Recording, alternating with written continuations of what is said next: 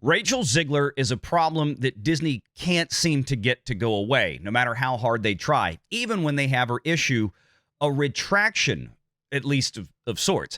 If you recall, Rachel Zegler in the last week decided to go on an unhinged rant on her social media, like so many wokey lefties do in Hollywood following the re-election of Donald J. Trump as the 47th president.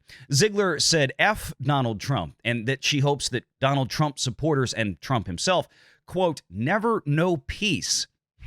Still wondering what that means, but lo and behold, as we would have expected, the Walt Disney Company and her PR firm got a hold of Zegler. See, they've been trying to tamp her down the last year because she has been such a disaster for Disney, such a disaster for a live-action remake of Snow White that is spiraling out of control, approaching nearly $400 million in gross production costs at this point with all of the reshoots, and that's before they spend a dime in marketing. This movie has so much working against it. And if you want a roadmap to what we're talking about, just look at The Little Mermaid. This came out in 2023. This was a remake of a very popular 1989 film with a character, Ariel, that's even more popular in 2024 and for the last 30 years, for that matter, than Snow White. And Halle Bailey, even though, frankly, probably visually miscast for the role, I would still say that Halle Bailey was far more charming. Personality was far more in line with Ariel than anything we're seeing out of Rachel Zegler for Snow White. So as badly as The Little Mermaid did in the box office, you've got to wonder how poorly Snow White is going to do. And, well, Zegler still isn't helping things.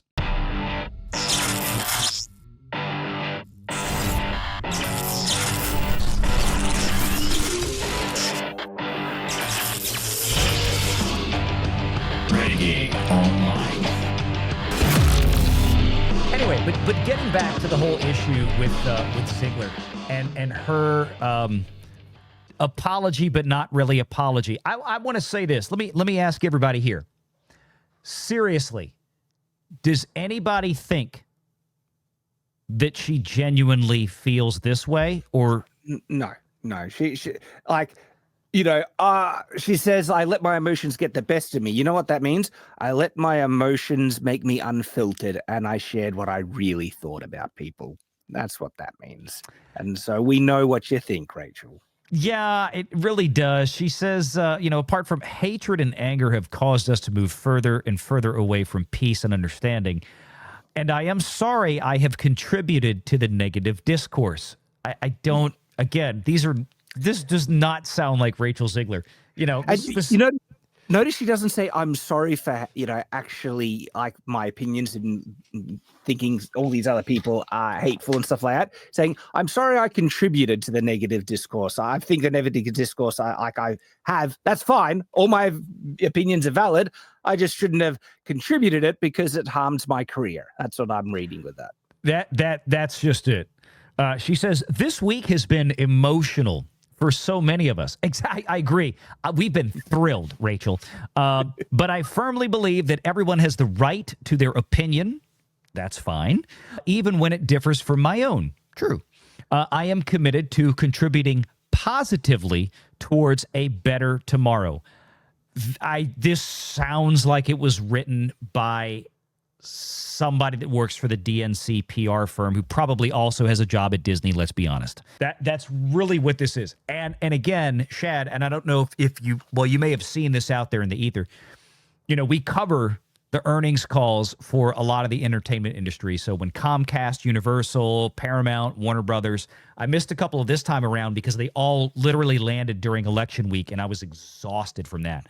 But, of course, we did cover the Walt Disney Companies. And for the second earnings call in a row, the first one was in August, and now this one in November, the second earnings call in a row, in the scripted portion, Bob Iger rattled off all the great movies they have coming in 2025, the biggest ones at least, like not the small, Fox Searchlight kind of stuff. The second earnings call in a row, Bob Iger deliberately omitted Snow White. Really? Yes. They've already written it off. It's done. It's over. And And that movie has already been pushed back a full year, right? It was supposed to come out in March of this year, 24. It got pushed back a whole year because Disney said the actor strike, which we all knew was bullcrap. And then they showed the CGI picture of the dwarves, and we said, oh, they're remaking the whole thing.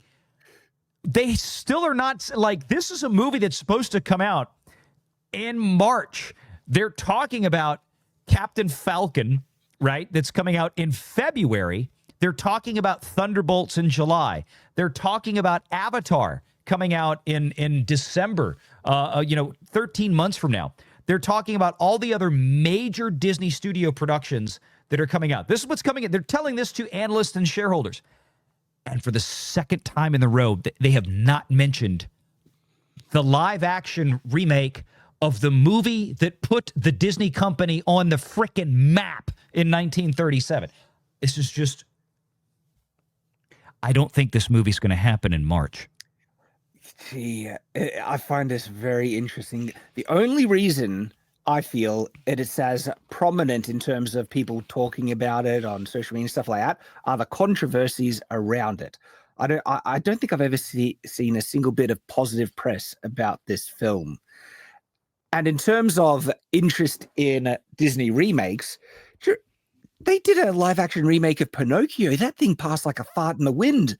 I didn't hear anyone talk about it. No one gave a crap, okay? And that's really what the fundamental enthusiasm is for Disney's live-action remakes. I don't see any more enthusiasm or interest in Snow White than there was for Pinocchio in terms of just core Disney fan base. And that's the baseline that they'll be building off of. And then the only press it seems that I've seen has been negative about the film. And then the fact that they've reshot the whole thing, basically. The budget is probably insane on it. $500 million is what we're estimating. Oh, geez. Oh, yeah. We're pushing $500 million. By the way, Shad, now earlier, I'm confused because you said, Pro's laughing because he already sees what's backstage. I'm sorry, folks. I apologize for what he's about to put on the screen. I see it in our system. Shad, you said for everyone. You didn't know about Cynthia Erivo, Oh, who's in Wicked. Oh, Shad, you just said it 5 seconds ago, bruh. That's Cynthia Erivo in Pinocchio. Oh, sorry, I thought you were trying to put one of your horror movies up there. You know I don't like horror, Valiant. Gosh, don't give me a heart attack with this. That was Cynthia Erivo playing the fairy godmother in the Pinocchio thing. I thought that was just trying to put in more trans representation by what I'm looking at, because that's Elphaba in Wicked, the Green Witch. Okay, there you go. Sorry. I am ruining Shad's whole life today on this show. He's never coming back. I didn't know the Pinocchio remake was a horror. That's why you didn't watch it. Yeah, I'm glad I didn't. As far as going back to the whole Rachel Zegler issue, I mean, this really seems like a desperation. I think Disney knows. Let's be honest. Disney knows this movie is in deep trouble. Our friends over at Forbes magazine, Caroline Reed, has been tracking the production financial returns in the UK for this film. We know where this is going. We have been right on the money about predicting what Disney would spend on these films now for nearly 4 years, to the point where, like, Caroline is even repeatedly citing us in Forbes as being the only guys who got it right. Valiant, Renegade, and that Park Place. There's a reason for this, is because we've studied like what's going on here. We know what they're doing. We know why they're doing it, and we can kind of see through the leaves. And this is a production now that may be in its third round of major reshoots. I don't think this is going to hit. As of right now, I will be happy to be dead wrong. But as of right now, there's a lot of signs out there from Disney. I'm not talking about frickin' Reddit, okay? There's a lot of signs out there from Disney that seem to suggest that this movie is going to miss the mark in March. And it might not be the worst thing for them to pull it back and continue to work on it.